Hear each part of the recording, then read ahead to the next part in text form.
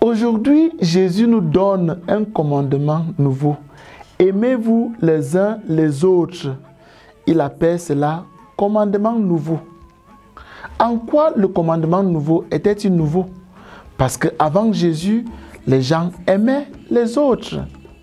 En ce 5e dimanche de Pâques, nous pensons de façon spéciale à ce commandement nouveau donné par Jésus. Nous pouvons nous demander si ce dernier commandement de Jésus, qui consiste à s'aimer les uns les autres, est vraiment nouveau. En fait, dans le livre de Deutéronome, chapitre 6, verset 5, il y a l'insistance sur l'amour de Dieu. Et dans Lévitique, chapitre 19, verset 18, il y a l'insistance sur l'amour du prochain. Quelle est la nouveauté alors apportée par Jésus?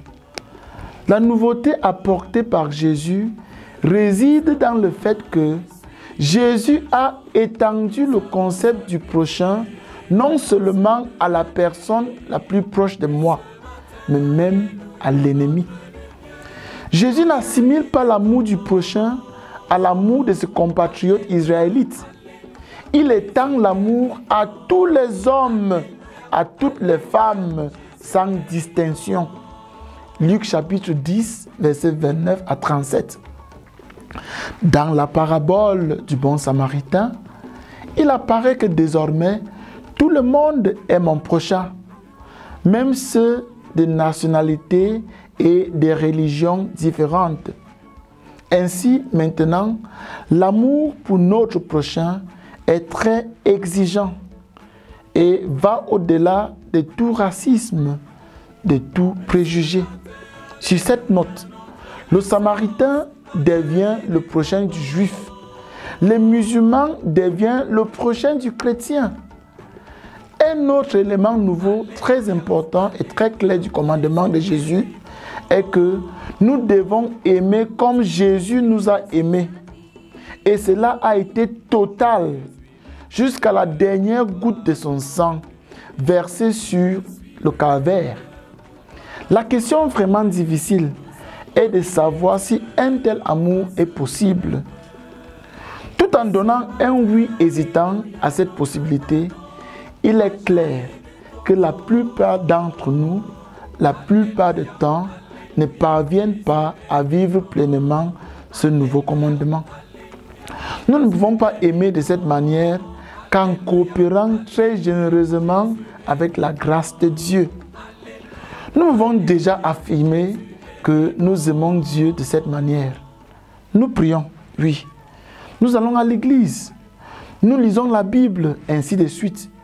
Aimer le Seigneur de tout notre cœur, de toute notre âme, de toute notre force et de tout notre esprit signifie simplement l'aimer de tout notre être et pas seulement d'une partie de notre être.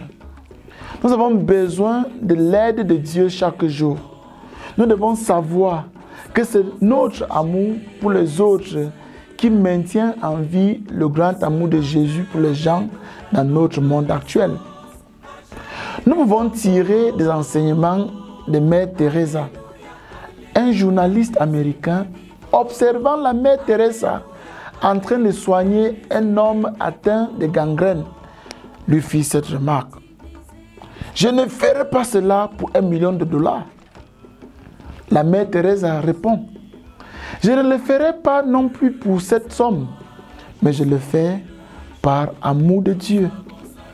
Le véritable amour est le contraire, l'antithèse de l'égoïsme. L'égoïsme nous confine, nous maintient enfermés. Il construit des barrières, des murs entre nous et les autres.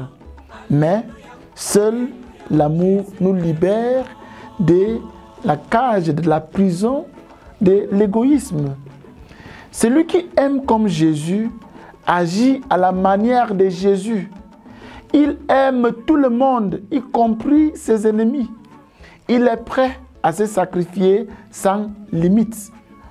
Par-dessus tout, Il est prêt à pardonner comme Jésus a pardonné à tous ses ennemis. Un prédicateur a dit un jour que l'amour de Dieu et l'amour du prochain sont comme les deux ailes d'un oiseau.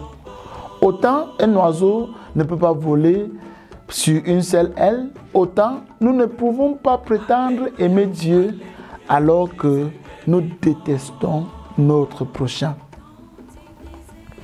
Que Dieu Tout-Puissant vous bénisse, le Père, le Fils et le Saint-Esprit. Amen.